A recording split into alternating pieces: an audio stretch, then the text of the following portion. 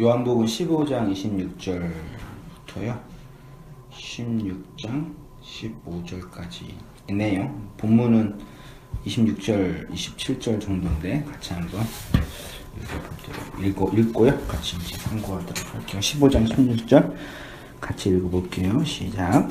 내가 아버지께로부터 너희에게 보혜사 의사 곧 아버지께로부터 나오시는 진리의 성령이 오실 때에 그가 나를 증언하실 것이요 너희도 처음부터 나와 함께 있었으므로 증언하느니라.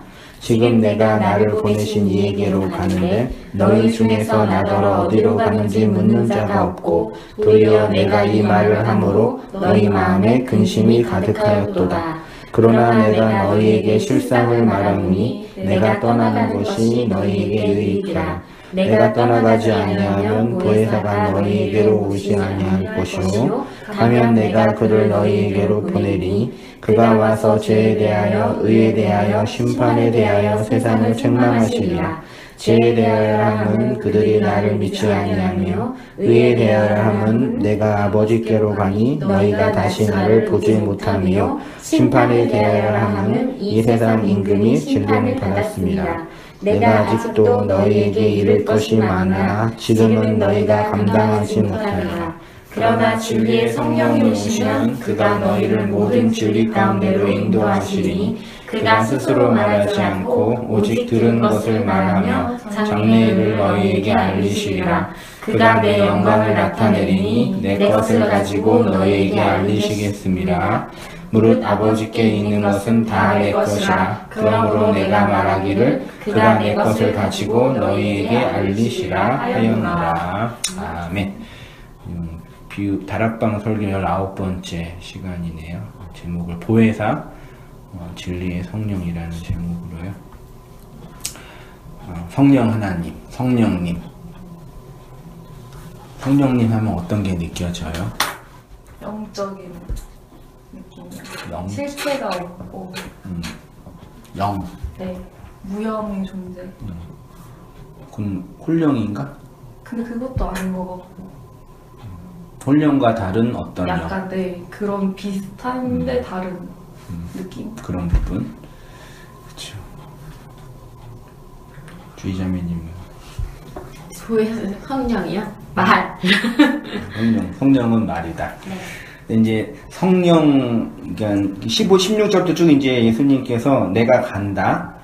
내가 가는 이유가 있다. 이유는 나와 다른 분이 온다. 내가 가야지만 그분이 오는데 그분이 와야지만 너희가 온전하게 된다. 이런 이제 뉘앙스로 이제 성령에 대해서 말씀을 쭉 하시는데요. 네. 한번 진도 나가볼게요. 예수님 당대 유대인들에게는 성부 하나님, 성자 예수님, 성령 하나님이 하나님으로서는 하나인데 각각 다른 위격을 가지고 계신 분이라는 삼위일체론적인 신관이 없었습니다. 삼위일체론 들어봤죠? 네. 기독교의 가장 중요한 교리 중에 하나가 삼위일체와 예수님의 양성, 참된 신이고 참된 하나님, 인간이란 양성 교리가 이제 중요한 기독교 문명은 두 가지는 반드시 있어야 돼요. 이 두 가지 중에 하나라도 거부하면 이단 정죄를 받는 거죠. 자, 소위 삼위일체론 신간이 있었는데, 근데 성경에 계시된 하나님의 말씀으로서의 성경에 이 삼위일체론이 있냐, 삼위일체가 있냐? 요 부분이 삼위일체에 대한 근거가 되는 성경 아닌가요? 그러니까 요한복음 16장이 삼위일체론을 말하는 거냐? 네. 아닌가요? 그러니까 이거 성경 해석이 있어요. 이게 흔히 이제 교리라 그러잖아요. 아는 데가 얘기했죠. 교리. 네. 신학이라 그러잖아요. 네. 그러니까 성경 본문이 있죠. 네. 본문 텍스트가 있고 이거는 거의 3000년 전부터 40명의 저자가 기록한 문서들을 모아서 경전으로 만든 거예요. 네. 그러니까 저자도 다르고 시대도 다르니까 일관된 내용이 있는 게 만만치 않죠. 네. 그래서 성경이 스스로 충돌하는 것처럼 느낄 때가 많이 있단 말이죠. 이 성경 본문이 가지고 있는 의미를 두 갈식으로 연역적으로 그 체계화한 게 교리예요. 교리, 신학. 이걸 이제 성경 신학으로는 이제 조직 신학이라고 그래요. 네. 많이 얘기했죠. 이 조직 신학이 있는데 여기에서 신론 부분에 삼위일체론이 있어요. 네. 삼위일체에서 사실 이게 최소한 기독교에 대해서 알려면 이런 조직 신학책 한 권은 좀 이렇게 봐서 우리가 믿고 있는 이 기독교가 어떤 종교인지는 좀 아울러야 되는데 아무튼 뭐 그래요. 그럼 삼위일체론은 성경의 요한복음 16장이 삼위일체론을 설명하기 위한 책이냐? OX. X일 것 같은데. 성경은 2000년 전에 혹은 2000년, 3500년 전에 교리는 2000년 이후에 그 교리는 뭐냐면 성경을 근거로 네. 성경을 재료로 체계화한 거예요. 네. 말하자면 적당한 비유일 수 있을지 모르겠지만 재료가 있고 이 재료로 뭘 만든 거죠. 그렇죠. 근데 네. 문제는 성경은 요거를 기대하고 쓴 책이 아니라는 얘기죠. 그렇죠. 그렇죠. 그럼 삼위일체를 말하려고 쓴 게 아니겠네요. 아니죠. 네. 그게 이제 우리의 되게 중요한 고민인 거죠. 그래서 교회 역사를 보면 맨 아래요. 사실 기독교의 삼위일체론은 325년경 니케아 회의 이후에 이단 교리와 논쟁하면서 발전하였어요. 왜 그랬냐면 예수님은 종교가 뭐였죠? 유대교. 예수님은 유대인으로 유대교라는 종교 안에서 태어나. 그 당시는 국가가 종교였으니까. 네. 그러니까 출교를 당하면 나라에서 쫓겨가는 거예요. 죽는 거예요. 출교하고 끝나는 거야. 유대교도로 태어났는데 예수님이 행한 일은 유대교를 공격하고 비판하고 해치한 거예요. 네. 유대교의 신관은 유일신관이에요. 삼위일체 신관이 유대교에는 없어서 구약에서는 하나님은 유일하신 하나님이다라는 신관이 강했어요. 하나님 한 분이다. 네. 절대자다. 네. 근데 갑자기 어떤 젊은이가 와가지고 야 내가 하나님의 아들이야. 하나님이 날 보냈어. 그러니까 이게 유대인들 벙 뜬 거지. 네. 저 미친 새끼 이거 죽여버려. 그래서 쟤를 죽인 거예요. 죽였으면 끝났잖아. 근데 살아났다는 것도 그것도 허구다. 그 제자들이 만든 뻥이다. 그럼 끝나는데 이게 되어지는 꼴을 보니까 이상해지는 거야. 막 교회가 만들어지고 막 그러니까 유대인들 안에 그 유대교도들이 막 기독교를 개종을 하고 그 기독교인들 유대교 기독교인들이 고민하는. 그러면 우리가 구약에서 유일신 여호와 하나님을 믿었는데 예수님이 하나님이라면 그러면 그 하나님과 이 예수님이 어떤 관계냐 그걸 고민을 하는 거예요. 그거를 성경 이후의 교회 역사 속에서 텍스트를 가지고 역사 속에서 고민하는 거예요. 그러니까 교리는 교회가 역사를 살아가면서 고민하는 거예요. 근데 중요하지 않아요. 중요해요. 되게 중요하지만 네. 이 중요한 것이 성경의 그 진리를 설명하는 거는 아니라는 얘기예요. 네. 그래서 중요한 부분도 있고 버려야 할 부분도 있는 거예요. 네. 근데 우리는 삼위일체가 마치 성경의 아주 중요한 그 절대적 가치라고 믿을 수가 있는 거죠. 됐죠? 네. 그래서 제자들이 예수님의 말씀 중에서 이해하지 못한 것이 바로 구약의 여호와 하나님과 예수님 자신이 동격이나 하나라는 사실과 예수님이 가시면 다른 보혜사인이 더 난리 난 거죠. 예수까지 해봤는데 또 영이라고 하는 분이 계시고 그분이 오셨다 그러는 거죠. 그럼 이 성령은 또 뭐야?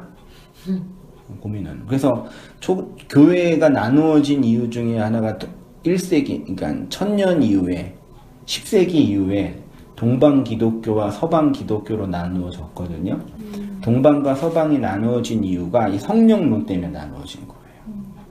그 서방 기독교가 지금 우리가 믿는 카톨릭이랑 이 개혁주의랑 복음주의 전 세계 주류 이제 기독교 흐름이 됐고 동방은 러시아 정교회나 애굽에 있는 콥틱 정교회 같은 이제 좀 완전히 지금 완전히 다른 이교처럼 느껴지지. 그게 기독교인지 모를 정도로.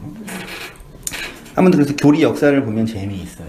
이렇게 교회 역사 속 교리가 어떻게 이렇게 발전돼 왔는지를 보면 아무튼 우리처럼 성부 하나님, 성자 예수님, 성령 하나님이라는 이런 구분이 전혀 없었어요. 당대에. 실제로 예수님 당대의 모든 사람들은 예수님이 하나님과 동일한 신이라는 생각보다는 하나님이 보내신 선지자 중에 한 명 정도로 이해한 거죠. 네. 이러한 유대교 신학과 그 시대의 편견에 갇혀 있었던 제자들의 신관이 새롭게 재편되게 되는 계기가 예수님의 가르치심, 죽으심, 부활, 승천 과정 속에서 점진적으로 진행된 성령 강림 사건을 통해서 구약의 유일 신간에 갇혀 있었던 유대인들이 소위 말해 회심을 한 거죠. 각성이 일어난 거예요. 그리고 신학적 지평의 확장, 하나님에 대한 새로운 해석, 그리고 역사에 대한 새로운 이해예요. 이건 우리도 동일하게도 경험되는 거죠. 아까 주의자매도 한 10년 전부터 예수님 교회 생활 하기로 한 거. 네? 아, 혼자서 옮기는. 아니, 신앙생활. 신앙생활이요? 저희 이제 5년? 얼마? 10년 안 됐어요? 네. 30살 좀 네, 30살 넘어서. 따끈따끈한 핫한 새신자들이고. 그럼요. 핫하죠. 몰라요. 의외로 아름이가 제일 오래됐죠. 의외로. 네. 아르메니가 제 3배 정도 되나? 연수랑 아무 상관없으니까. 근데 연수랑 상관이 없지만 좀 상관이 있을 때가 있어요. 왜냐하면 이 사상적 전환 이게 좀 약해.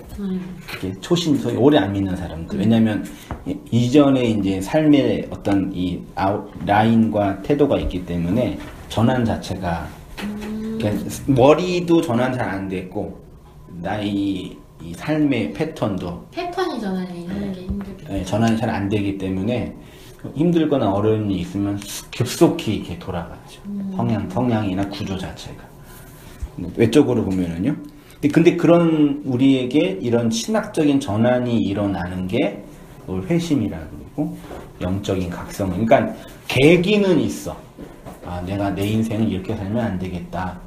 너무 외롭다, 힘들다. 이런 계기는 있어요. 그런 계기 때문에 이전에 믿어왔던 나의 신관을 포기하고 네.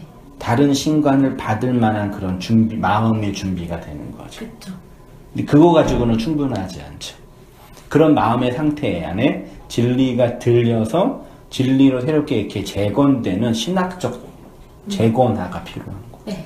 그래서 꾸준히 말씀들을 들으며 성경 본문 텍스트와 그 텍스트에 대한 이해와 해석을 꾸준히 해가는 것이 우리의 삶을 해석하는 힘이 되는 거예요.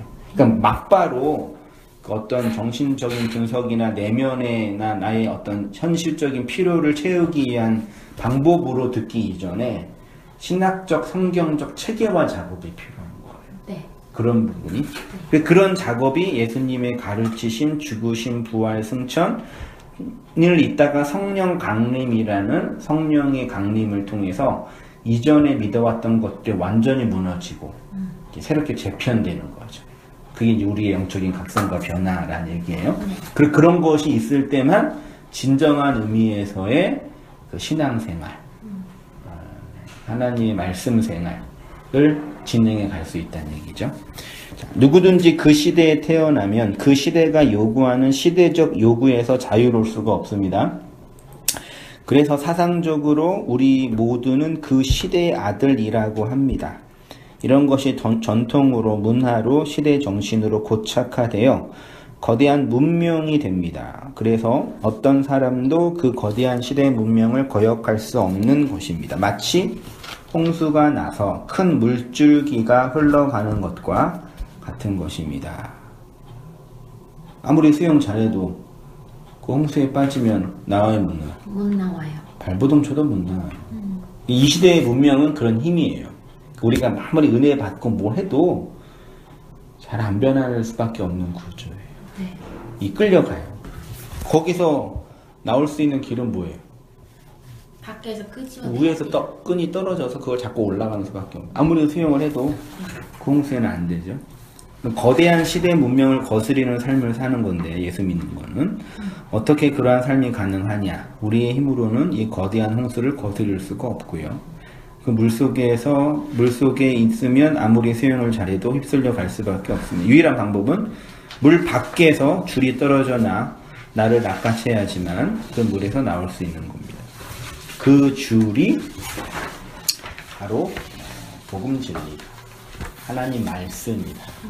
그래서 그런 영적인 각성과 변화가 있기 전에 반드시 이제 하나님 말씀과 그 진리에 대한 목마름, 그렇죠. 그리고 그 진리와 말씀을 설명하고 증거할 교사로서의 말씀 전하는 자를 만나게 되는 거죠. 어떤 방식으로. 그러니까 혼자 예수님을 믿는 사람은 단 한 명도 없어요.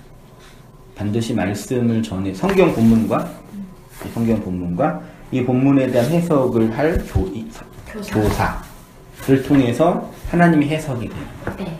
그래서 한 사람의 자연인이 혹은 사람이 주님을 만나고 영적인 변화가 있을 때 반드시 영적인 각성과 변화를 일으키게 한 교사로서의 인간 목회자가 반드시 있어요.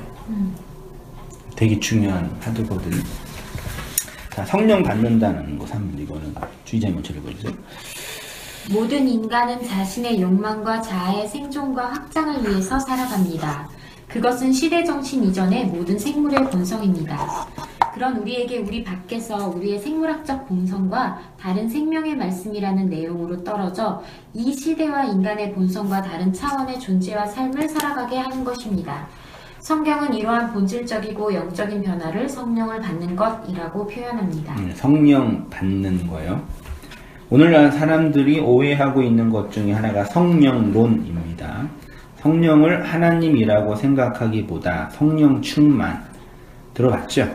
성령 세례, 성령의 은사 등의 성경의 표현을 오해하여서 인간에게 어떤 능력과 힘과 위로를 주시는 어떤 능력 정도로만 이해하는 경향이 있습니다. 심지어 방언을 하게 하는 분, 인간의 병을 고쳐주시는 분, 현실의 문제를 해결하시는 분 정도로 이해합니다. 성령론은 신학적으로 볼 때 매우 중요한 분야인데 성경을 단순한 인간의 저작물이 아닌 우리를 향한 하나님의 말씀으로 조명하시는 분이 누구라고요? 성령이에요. 그래서 성령을 진리의 영이라고 하는 거예요. 네. 해석의 영. 해석의 영. 그래서 진리예요. 성령 없이 성경을 읽으면 자기가 생각하고 자기가 해석하고 자기 입장에 맞는 쪽으로 물론 더 어려운 부분이 있지만 하는 거죠. 네. 그래서 인간의 의지는 지식의 종속이 되기 때문에 우리의 의지가 아무리 탁월해도 어떤 지식에 갇혀 있느냐, 어떤 지식의 바운더리 안에 있냐가 우리의 의지를 결정해요. 그러니까 아무리 의지적이라도 의지도 중요해요. 우리가 어떻게 세상을 알고 어떻게 이해하고 어떤 지식을 따라 살고 있느냐가 우리의 의지를 결정하죠. 우리의 삶을 바꾸려면 의지가 바뀌어야 돼요. 구체적 행동이 바뀌어야 돼요.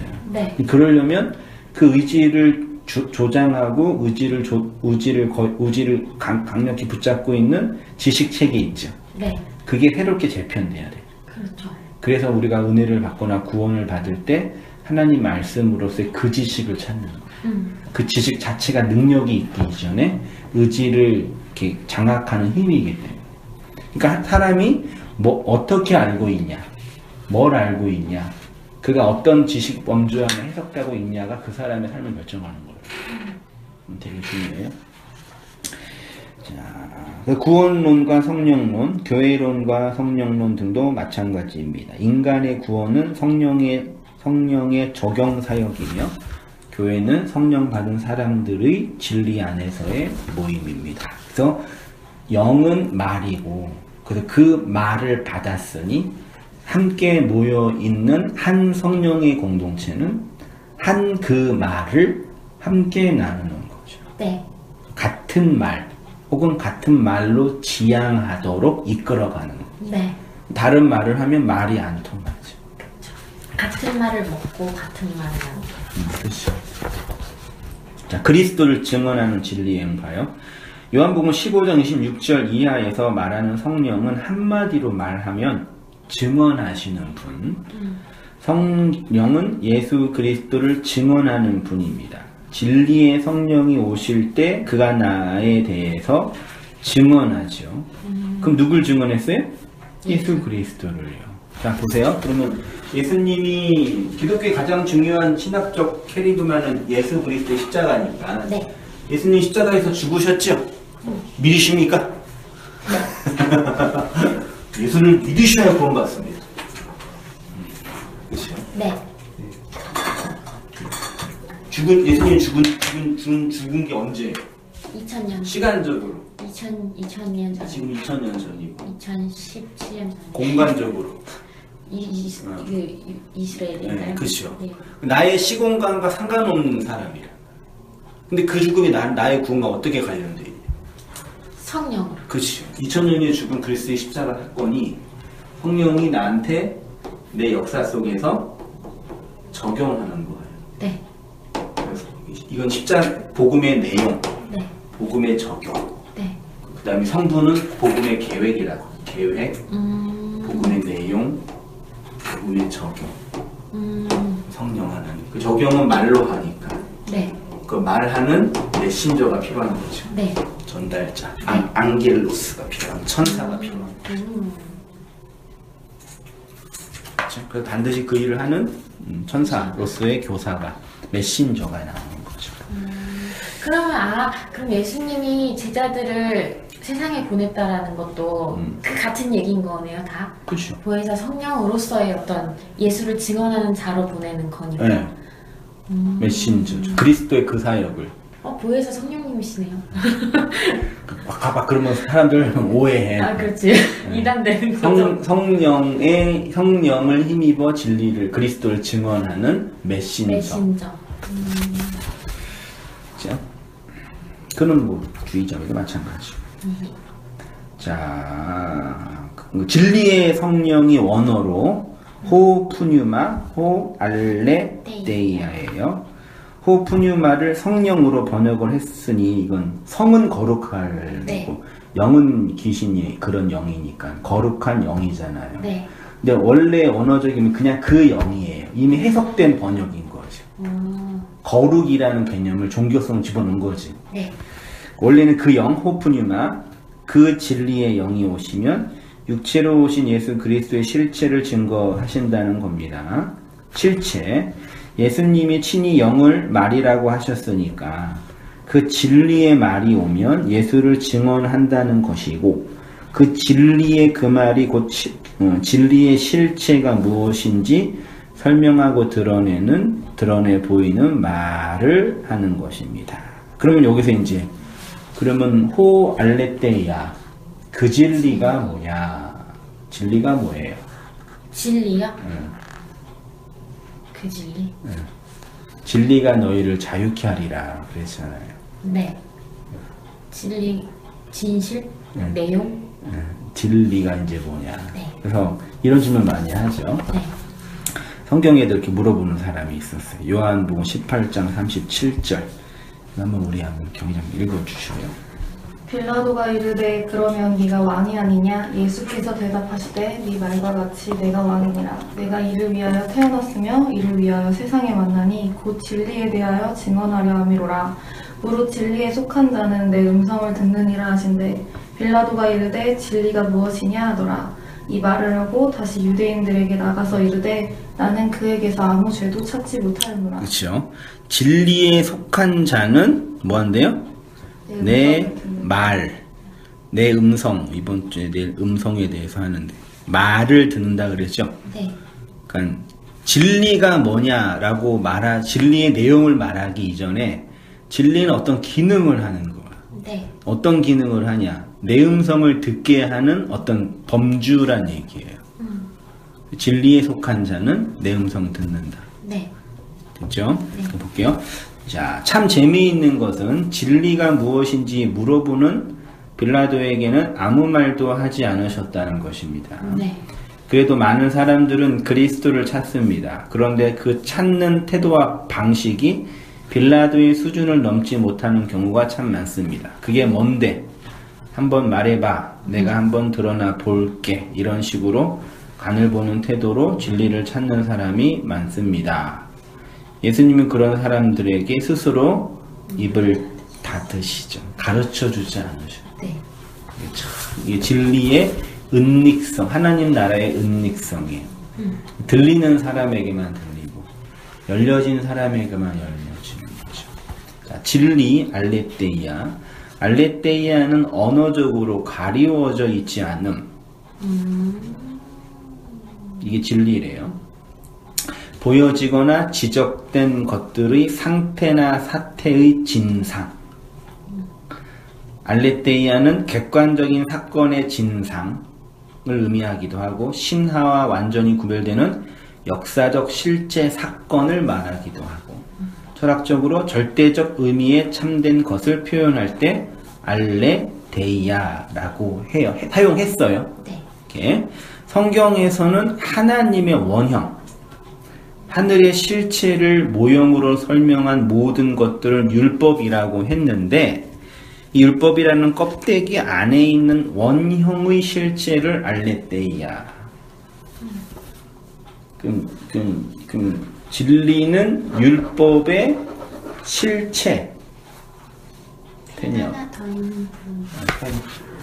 율법의 실체. 네. 끝났어요. 율법의 실체. 감사합니다. 율법의 내용.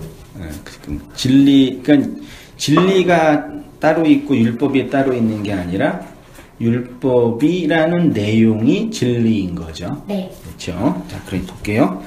자, 플라톤에 의하면 세상의 모든 것들을 시뮬라크르라고 해요. 이 시뮬라크르가 이게 그 프랑스어인가 그러는데 신용, 흉내, 모방, 가짜, 복사물 이런 뜻이에요. 그림자. 그림자. 플라톤은 본질로서의 이데아에 대치되는 것으로 시뮬라크르. 이데아의 그림자가 시뮬라크르예요. 네. 가짜들의 대답. 네. 왜 가짜가 뭐냐? 진짜를 설명하는 모형. 율법은 뭐냐? 진리를 설명하는 모형. 그렇죠. 이렇게요. 우리는 원래 진리의 본질인 이데아의 세계에 있었는데 무슨 강이요? 망각의 강. 망각의 강을 건너서 그 진리를 망각했대. 이게 플라톤의 이데아론이에요. 좀 철학 얘기해서 미안하지만 네. 플라톤이 생각하는 법은 여기 선의 이데아라는 그 완전한 영원, 요거를 이제 기독교로는 묵시라 그러면 되고 영원이라 그래도 되고 혹은 하나님의 나라, 이 완전한 선의 나라가 있는데 여기에 이제 물질 세계가 있는 거죠. 네. 이게 시뮬라크라 그러는 거예요. 네. 근데 우리는 원래 여기 있었는데 우리 영의 존재가 여기가 이제 망각의 강이 있는 거야. 네. 이걸 건너서 여기를 잃어버린 거예요. 그럼 이 존재가 구원의 길이라는 게 뭐예요? 다시 망각의 강을 건너서 내가 여기에서 왔음을 알고 이리로 건너가는 거죠. 네. 이 망각의 강을. 이 망각의 강이 레테예요. 레테. 네, 레테를 봐요. 이데아에 대치되는 것을 시뮬라크르라고 했고요. 우리는 원래 진리의 본질인 이데아의 세계에 있었는데 망각의 강이라고 하는 레테의 강을 건너서 이데아에 대한 인식을 망각했습니다. 그래서 이 세상의 불완전한 존재들이 살아가는 목적은 이제죠. 저 영원한 이데아를 다시 찾는 것이라고 합니다. 그런데 이 레테의 강, 망각의 강을 다시 건너는 것을 뭐라 그런다고요? 알레테이아라고 해요. 흉내내고 모방하는 이 라크르의 세상에서 다시 망각의 강을 건너야, 죽어야 이데아의 세계로 들어갈 수 있다는 것이 플라톤의 이데아론이에요. 네. 그러니까 망각의 강이란 진실의 은폐, 나의 실체, 자, 이거를 두 개로 나누지 말고 나라는 존재가 이렇게 있고 나의 그 실체가 있잖아요. 감추어진 실체. 네. 이게 감추어져 있다고요. 네. 그걸 이데아라고 한다. 네. 그럼 진리는 뭐 하는 거예요? 그걸 파헤치는. 나의 실체가 드러나는 거예요. 망각의 강을 건너서. 네. 정신분석학적으로 왜 사람들이 상처받냐? 왜 상처받아? 왜 정신질환, 조현병, 왜 실체를 몰라서. 그죠. 나의. 왜 우울하고 왜 불행한지 알아요? 몰라서. 망각하지 못해서. 기억하고 있어서. 트라우마가 뭐예요? 과거에. 그 상처를 잊지 못하는 거예요. 그 잊어버리면 되거든? 네. 못 잊어버려. 큰 상처를 받아서 그걸로 나를 지키는 거예요. 근데 그걸 잊어버리면 행복해요. 그래서 진짜 우리가 행복하려면 잘 잃어버리면 돼. 근데 잃어버렸어도 그게 건드려지는 사건들이 있으면 다시 또 안 잊어버린 거지. 잊어버릴 수가 없는 거예요. 그냥 단지 이렇게 둔 거지. 이렇게 그냥 해결을 안 하고 그냥 이렇게 덮어놓은 거지. 방치하는 거지. 이렇게 썩은 데 놔두고. 그걸 끄집어내서 걔를 용서해 주는 게 잃어버리는 거거든. 이렇게 잘 풀어주고. 그걸 이제 우리나라는 한이라고도 표현하는 거예요. 그 한을 가지고 살아가는 실체를 귀신이라고 하는 거예요. 네. 그 귀신을 만나면 뭐 해줘야 돼요? 한을 풀어줘야 그 한을 풀어주면 이제 하늘로 승천해 줘요. 살풀이라고 그러죠. 실제로 그래요. 네. 망각을 못 하는 거예요. 정신분석. 그래서 그 망각을 적절히 해야지 행복한데 어떤 트라우마나 어떤 깊은 상처가 들어와서 계속 밤마다 그걸 이렇게 일어나게 하는 거. 아직 해결이 안 돼요. 아직. 나의 실체, 나의 그 본질의 실체, 이것들을 드러내는 것. 네. 그걸 진리라고 합시다. 자, 진리는 그렇게 은폐된 것을 드러내는 거예요. 네. 감추어지고 은폐되고 조작된 것의 실체를 드러내는 일을 누가 한다고요? 진리의 영이. 자, 그러면 이제 뭘 드러내냐? 우리가 은폐하고 조작한 게 뭐가 있어요? 내 욕망. 뭘 은폐했어요? 인간은. 욕망. 태고적 인간이 아담과 하와가 뭘 은폐했어요? 아담과 하와가요? 죄. 그 죄의 내용이 뭐였어요? 하나님이 되려고 하는. 그치요. 하나님 자리에 있는 그 나를 은폐하는 거예요. 그러니까 모든 인간의 그 욕망은 신의 자리에 있는 거예요. 오. 인간의 죄는 자기가 신은 아닌데 신의 자리에 있는 자로 살고 싶은 거예요. 네. 근데 이 돈이 없어가지고 신은 못 되지만 마음은 신인 거라. 돈 있으면 저 신처럼 살 수는 있겠죠. 그래서 미친 듯 사람도 있겠어. 미친 듯 살고 있는 거예요. 그래서 돈이 있는 사람은 영생을 얻으려고 노력하는 네. 또 없는 사람은 없어서 또 그러니까 어쨌든 많이 있건 없든 그 현실의 문제고 현실의 문제고 그 본질은 똑같단 말이에요. 나의 신의 자리, 나의 왕, 네. 나의 왕권, 누구에게도 터치받지 않는 내 주장, 내가 주장하고 내가 조정하고 내가 조작할 수 있는 그 자리. 이게 우리에게 쾌락을 주거든. 맞아요. 인간에게 가장 큰 쾌락은 누군가를 다른 세상을 조종하는 거. 그 자기 왕권이 침해받은 그 순간 자존심이 상하는 거예요. 그렇죠. 네. 그게 자존심이 상한다는 것 같아요. 그렇죠. 그러면 진리가 와서 내가 하나님의 자리에 있는 그 신이라는 걸 은폐된 그 나를 드러나고 폭로하고 드러내는 거죠. 내려와. 이거죠. 맞아. 내려와. 내려오나? 안 내려와. 그래서 죽이고 내려오는. 그렇죠. 그게 신앙의 본질이거든요. 네. 신앙생활은. 진짜. 그러니까 모든 인간의 존재 양식은 하나님이 흉내되고 하나님 모방하는 거예요. 스스로 신의 자리에 올라간 신처럼 살겠다는 게 인간인데 내가 하나님을 흉내내고 모방하는 가짜라는 그 실체를 우리는 늘 은폐하며 살아가죠. 네. 내 욕망에 감추고 다른 사람에게 핑계대고 맞아. 환경에 핑계대고 그러면 이제 문제 해결, 용서, 해석, 자유 안식 이런 게 있을 수가 없어요. 끊임없이 이렇게 대상화하는 그래서 희생 제물만 찾는 거죠. 네가 네 때문에 네가 죽어야 돼. 그게 실제로 맞을 수 있어. 그 사람 때문에 내가 상처받는 건 맞아. 근데 그렇게 되면 그 본질을 못 찾는 거예요. 그렇죠. 성령님이 우리의 그 본질을 진리로 드러나게 하는 거죠. 자, 이런 세상을 플라톤은 시뮬라크르, 가짜들의 세상이라 했고요. 성경에는 그런 세상을 지옥, 땅지의 가치록이죠. 네. 땅에 gat혀 있는 거예요. 네. 인간 욕망에 갇혀 있는 거. 그 구덩이라고 돼. 구덩이에 빠져 있는 거. 게헨나, 무정행, 끝이 없는 동굴, 욕망의 무적행들, 음부. 누가 만든 거예요? 사람. 내가 만든 내 지옥이에요. 네. 그러니까 우리 신간 속에서 하나님이 정한 율법이 있고 그 율법을 범했기 때문에 너는 지옥으로 빠져야 돼. 이게 아니라 스스로 그 지옥에 가는 거라니까요. 네. 그래서 핑계치 못하는 거예요. 생각해봐요. 태어났는데 한 곳도 없는데 지옥 가라고 그러는 거예요. 뭐 하나님이 그런다고 하니까 그런다고 하는데 지옥을 가야 할 이유가 있어야 되잖아요. 태어난 게 죄인가? 상의를 하셨나? 기회도 안 줬잖아. 근데 지옥을 가는 건 스스로 가는 거라니까. 내 스스로 만든. 자기가 만든 그 지옥으로 가요. 그러니까 아무도 핑계하지 못해요. 하나님은 계속 끄집어내시는 거예요. 하나님은 밖에서 진리를 건네서 거기서 나와. 그게 네가 할 길이야 라고 계속 진리를 건네주는데 스스로 자기를 지키려고 하니까.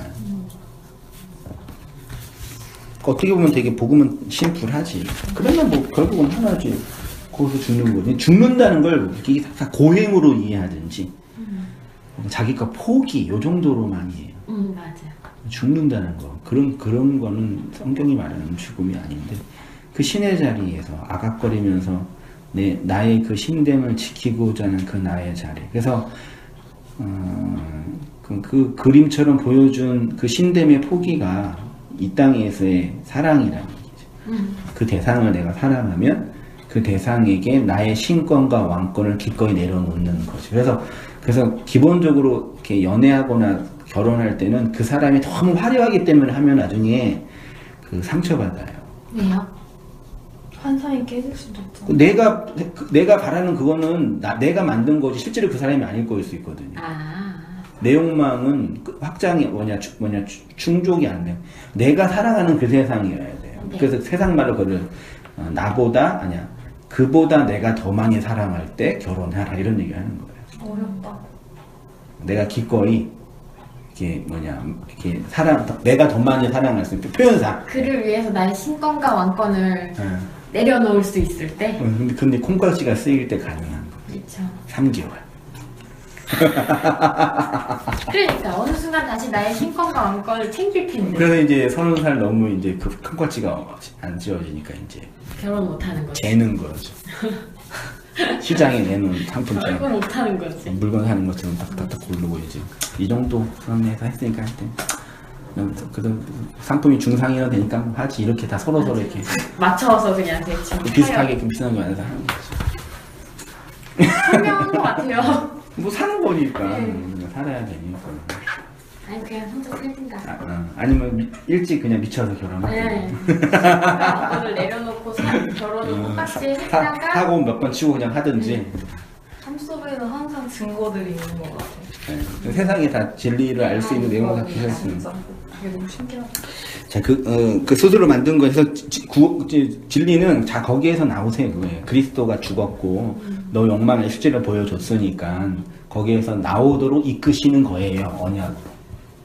그렇죠? 자, 성령 받는다라는 것은 스스로 올라간 신의 자리에서 내려오는 것입니다. 그러면 이 동굴은 누가 만든 것입니까? 사건의 진실을 은폐하는 내 욕망이 만든 거죠. 지옥에서 나온다는 것은 바로 내 욕망으로 스스로 만든 이 구덩이에 나오는 것입니다. 나의 실체를 드러내는 진리의 영이 아니고서는 불가능합니다. 이렇게 내가 껍데기이고 없음이라는 것을 드러내시는 분이 성령 하나님이고요. 성령 하나님은 이러한 하나님 흉내내기 스스로 올라간 신의 자리에서 내려오는 것을 상징적으로 표현하는 것. 그래서 성경에서 성령으로 거듭나야 된다. 성령을 받으라. 성령이 너에게 임하시면 권능 받고 예루살렘, 유다, 사마리아 땅끝까지 이르러 내 증인. 그리스도의 신권과 왕권을 증언하는. 그 말은 사람들의 신권과 왕권을 공격하는 같은 얘기예요. 그러네요. 그게 그래서 권능이라고 왕의 자리를 내려놓는 왕자 게임 있잖아요. 그걸 내려놓게 하는 그걸 권능이라고 그래요. 자기가 그 신의 자리에 내려온 사람만 그걸 전할 수 있는 거예요. 아, 그러니까 나의 신권과 왕권을 내려놓고 예수의 그 신권과 네. 왕권이 내게 임하니까 네. 그게 내 권능이죠. 안에서 그리스도를 계속 증언하는 일이 네. 벌어지는 그렇죠. 그걸 증언하는 거죠. 동일하게 사람들한테. 그 성령 받으라. 성령이 부어주신다. 그런 얘기 계속 하는 거예요. 자, 무신론자와 무지한 자 봐요. 그러니까 자기가 신인 사람은 보혜사가 굳이 필요 없지요. 네. 내가 신인데 나를 도와줄 보혜사가 필요하겠죠.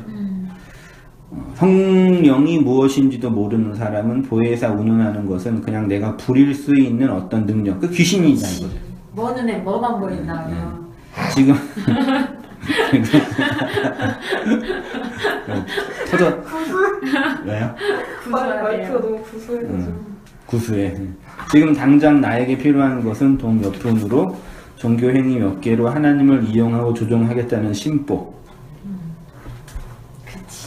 소위 하나님을 믿지 않는 무신론자들은 자신의 신의 자리를 스스로 지키기 위해 아각거리며 살아가는 인생들이지만 하나님 믿겠다고 하면서 왜곡되고 무지한 신학을 가진 사람들은 자기 욕망을 감추고 어떻게 해서든지 자기가 원하는 것을 이루기 위해 하나님을 이용하겠다는 그 마음 심보죠.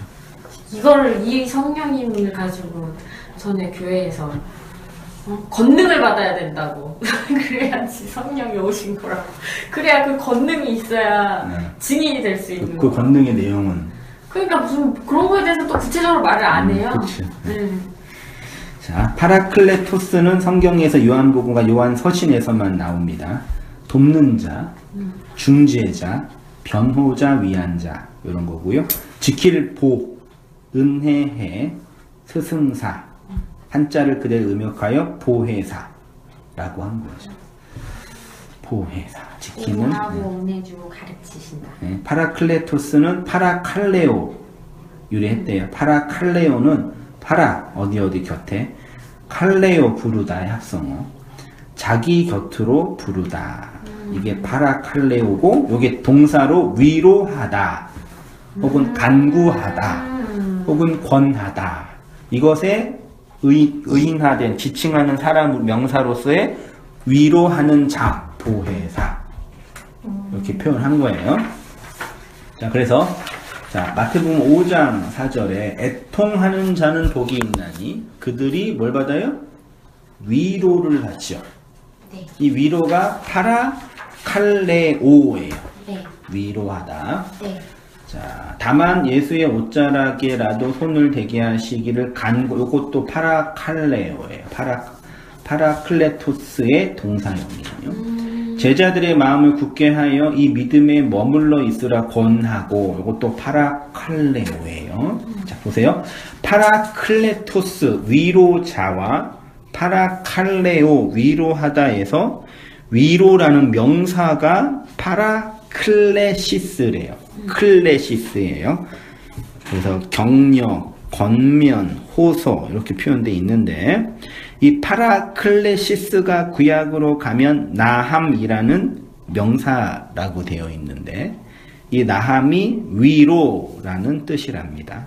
창세기 5장을 보면 이름을 노아라 하여 이르되 여호와께서 땅을 저주하심으로 수고롭게 하는 이라는 우리를 이 아들이 위로하리라. 그걸 파라클레토스 위로자. 너희의 하나님이 이르시되 너희는 위로하라. 이렇게 되어 있고요. 여호와의 은혜의 해와 우리의 하나님의 보복의 날을 선포하여 모든 슬픈 자를 뭐예요? 위로하다. 그러면 하나님이 당신의 백성을 어떻게 위로하십니까? 실체를 드러내서. 왕권을 놓게 해서. 나함이라는 단어 안에 이게 위로라는 명사인데요. 후회하다, 돌이키다라는 뜻도 있대요. 참 이렇게 중의적인 뜻이 있을 때는 참 해석하기가 어려워요. 위로하는 거랑 회개하는 거랑 같아요? 다르게 느껴져요. 그렇잖아요. 네. 근데 이 단어 안에 같게 있다는 얘기는 이게 히브리인들이 생각하는 위로와 회개는 같은 거죠. 그렇죠? 그래서 예수님도 애통하는 자는 복이 있나니 위로를 받을 것이며 봐요. 이거는 자, 위로를 받기 위해서는 어떻게 해야 돼요? 애통 해야 돼요. 해야 돼요. 맞나요? 지난주를 생각해보니 그랬던 것 같아요. 그러니까 애통을 해야지만 위로가 돼요? 아니요? 그러니까 이거예요. 위로 받는 방법으로서 애통이냐 이 얘기죠. 그건 아니죠. 그건 아니죠. 네. 그럼 뭐예요? 애통 한계 위로인 거죠. 그렇죠. 똑똑해 우리. 그러니까 이건 언어도 복된 사람들은 뭐냐? 복되도다 애통하는 자들이요 그러는 거예요. 그게 하나님의 위로이다. 그러니까 애통이라는 나의 한계, 신됨의 자리에 그 한계를 경험한 사람, 내가 신으로 왕으로 살아가는 건 이건 고통이구나. 하나님은 한 분이시고 유일하신 하나님은 하나님뿐이 없었는데 내가 신의 자리에서 이렇게 아각거리며 살고 있으니 이게 고통이지. 요걸 애통이라 그러는 거예요. 네. 그걸 하나님의 위로라 그러는 거. 내가 맹인인 걸 보는 게 위로인 거죠. 그렇죠. 맹인인 걸 내가 보지 못하는 자라는 걸 보는 게 보는 거죠. 그게 보는 거. 맹인인 사람은 맹인인 걸 모르니까 맹인인 거고. 네. 보는 사람은 내가 맹인인 걸 보니까 보는 사람이고. 거고. 그게 복이고. 그럼 하나님 우리 어떻게 위로해? 애통하게 그렇죠. 만들어. 그래서 애통하잖아. 애통을 더하자. 네. 세상 사람들은 전혀 관심이 없는. 그렇죠. 어떻게 해서든지 세상에서 성공하고 먹고 행복하게 살려고 이렇게 아각거리면 나름대로 애쓰고 있는 사람들, 우리도 그럴 건 있지만 그것과 다른 차원의 그 가치, 그 애통이 주어지잖아. 네. 왜 나한테 이게 주어진지 나도 모르겠어. 그 간택받은 거지. 이해할 수 없는 걸로. 선택. 왜냐면 다른 사람 보면 이게 안 되거든. 그렇죠. 뭐 내가 더 낫기 때문에 더뭐 그게 아니잖아요. 그냥 어떻게 복불복으로 걸린 것처럼. 맞아요. 왜 나한테 이게 이거지? 네. 그걸 확인하는 것뿐이지. 다르구나. 이게 주어졌구나. 그래서 그걸 뭐 좋은 말로 하나님의 은혜라고도 하고 하나님의 선택이라고도 이렇게 좋게 표현을 하는 거죠. 성령 하나님이 우리의 파라클레토스라는 것은 성령의 위로는 곧 자기 욕망의 무적행의 자리에서 나의 실체의 본질을 명명백백하게 드러나게 하심으로 안식하게 하기 때문입니다. 여러분, 사람들이 왜 안식하지 못하냐? 노동하기 때문에. 그렇죠? 네. 무슨 노동하냐? 하나님 자리 네. 지키는. 율법 아래서 자기를 정당화하기 위한 율법의 노동을 하는 거예요. 세상에서 일하는 거. 그 일 열심히 하면 기분 좋지 않나? 아니요. 그 성취감 있을 때 있잖아. 알쓸 신참 못 보셨어요? 어? 인간은 근본적으로 그 노동을 싫어하고 노동을 기본적으로 본능적으로 싫어한다. 그 근거는 일을 하면 피곤하기 때문이다. 그래요? 노동 안 하면 행복해 그러면? 아니 편하죠. 행복하진 않아도.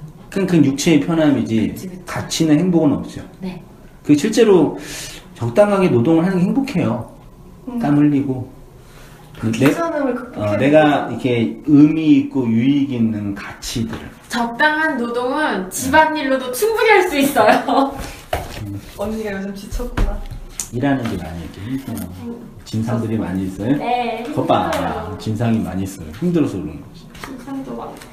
그러니까 무게가 책임감. 좀 이렇게 돈도 벌고 또 이 일로 또 미래도 이렇게 준비하고 내가 사랑하는 사람들과 함께 이런 어떤 가치들을 만들 수 있는 그런 노동이라고 해석이 되면 즐겁게 할 수 있는 거. 근데 몰라 자본주의 사회가 그럴 수 있는 노동을 만들지는 않고 생산물만 만들려고 하니까 그게 좀 한계는 있지만 아무튼 뭐 그런 노동은 아니고 여기서는 율법 아래서 자기를 정당화하는 자기의 신됨을 끝까지 지키려는 그 노동이 네. 우리를 안식하지 못하게 해요. 그래서 안식일을 지키라는 얘기는 여기서 나오라고. 거기에서 나와라. 그게 너의 안식이다. 엿새 동안은 힘써 일할 것이나 7일이라는 안식이 주어지면 언약이 주어지면 그게 너의 안식일이다.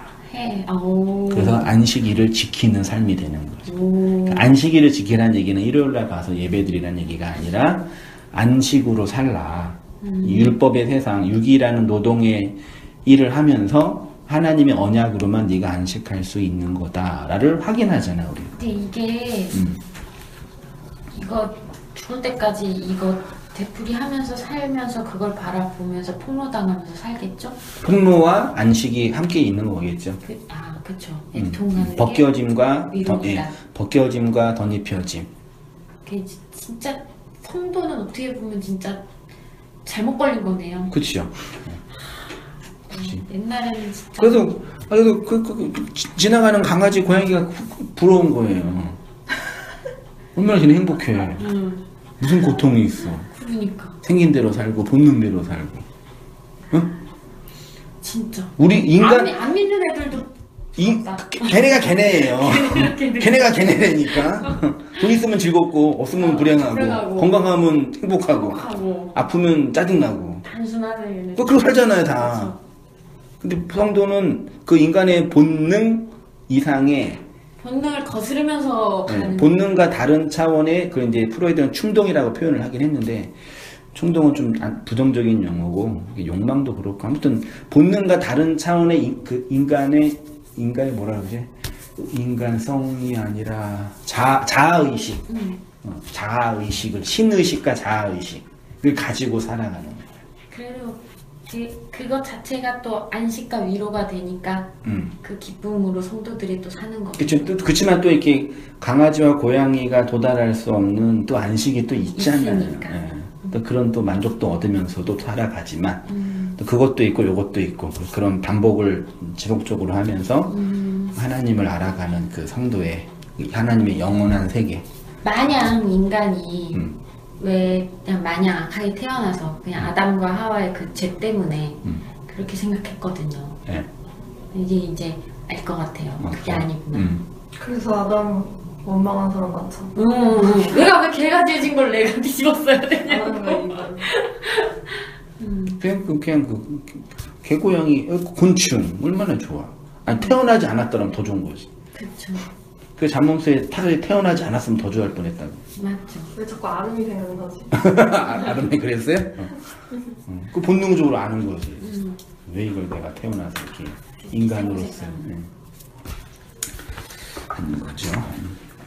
성도는 이 율법의 6일이라는 인생 속에서 하나님의 언약을 받으면서 안식하게 된다.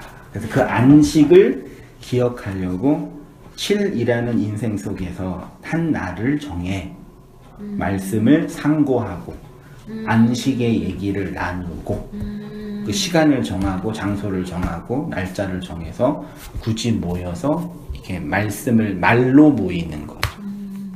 그거를 이제 종교는 예전으로 만든 거고 네. 원래는 이제 그런 관계 안에서 흘러가는 거. 그러니까 만약 공휴일이 화요일이면 화요일날 모이면 되는 거. 그렇죠. 되는 거죠. 그 가르침을 맡고 초대교회는 맨날 모였어요. 그 말씀으로 항상 모였어요.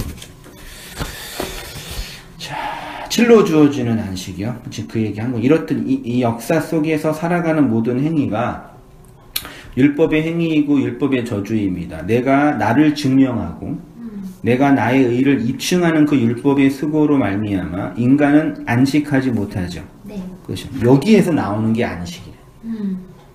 그러니까 그 신의 자리만 내려오면 돼. 그러면 안식이야. 네. 그렇지. 그렇다고 뭐 안 힘든 것도 아니고 짜증 안 나는 것도 아니고 고생을 안 하는 것도 아닌데 아무튼 안식이야. 그죠. 인간은 안식하지 못합니다. 칠로 주어지는 예수 그리스도의 언약은 이렇게 율법 아래 노동하는 나를 죽임으로 율법의 모든 행위로부터 자유하게 하시는 안식을 주는 것입니다. 이것이 진정한 하나님의 위로 그 일을 위해 성령 하나님이 영으로 증거되는 그리스도의 말로 우리에게 행하시기 때문에 그 진리의 영이신 성령을 파라클레토스 보혜사 안식하게 하시는 분, 위로하게 하시는 분이라고 하는 거죠. 예수께서 이르시되 너희에게 평강이 안식이잖아요. 네. 평강은 그 대상이 서로 죽을 때 평강이에요. 그걸 에이네라 그러거든요. 함께 가는 거. 서로 죽음으로만 평강이 가는 거. 그러니까 너에게 평강이 있을지어다. 이게는 뭐예요? 죽자 같이. 그쵸. 나 죽었어. 나 죽었잖아. 부활하신 주님 죽었잖아. 자, 너도 이제 죽어. 그거예요. 아버지께서 나를 보내신 것 같이 나도 너희를 보내노라. 똑같이 그 죽음을 전하는. 그래서 권능이 필요한 거죠.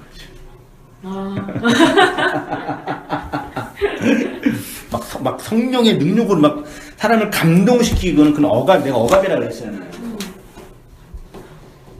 그러니까 예수님을 잘 믿어서 성공했다더라. 그럼 나도 예수님 믿어야지. 좋지요. 네. 근데 그건 억압이란 말이에요. 그쵸. 상이라는 억압이 주어지는 거예요. 안 믿으면 지옥 간대. 그럼 믿어야지. 그럼 벌이라는 억압이. 그러니까 그 억압이 없어지면 예수 안 믿는 거예요. 그렇죠. 예수 믿으면 성공한다며. 나 열심히 했는데 성공 안 되는데? 그럼 이제 끝나는 거죠. 맞아요. 그렇게 복음 전하면 안 돼요. 그렇구나. 전에 그런 적 있어요. 세신자 아이가 이제 성경 공부 막 가르쳐 줄 때 언니 그러면 예수를 믿으면 성공하고 돈도 많이 버는 거 아니에요? 당연히 믿음이 있으면 그런 거야. 다락방 그렇게 또 가르치니까. 근데 진짜 솔직하게 아니라고 얘기해 줬거든요. 그 뒤로 나타나지 않는 거. 그렇죠. 차라리 다단계가 더 나올 수 있지. 현실적으로는 그런 거니까요. 그러니까 그런 억압으로 전하면 안 되는 거예요. 그럼 또 이제 현실적으로 그래도 말씀을 전해야 되는데 그 관계도 맺고 그래야 되잖아요. 그러면 좋은 관계 맺고 밥도 많이 사주고 친절도 많이 베풀고 그렇게 있다가 기회가 되면 사실은 내가 전하고 싶었던 것들은 이거다. 잘 얘기해주고 억지로 막 듣고 막 그렇게 해서 뭐예요. 그 힘든 일은 뭐 굳이 너까지 할 필요 있겠냐. 나 혼자 해 이렇게. 인간으로 살 테니 너는 그냥 그 짐승으로 잘 살다가 없어져라.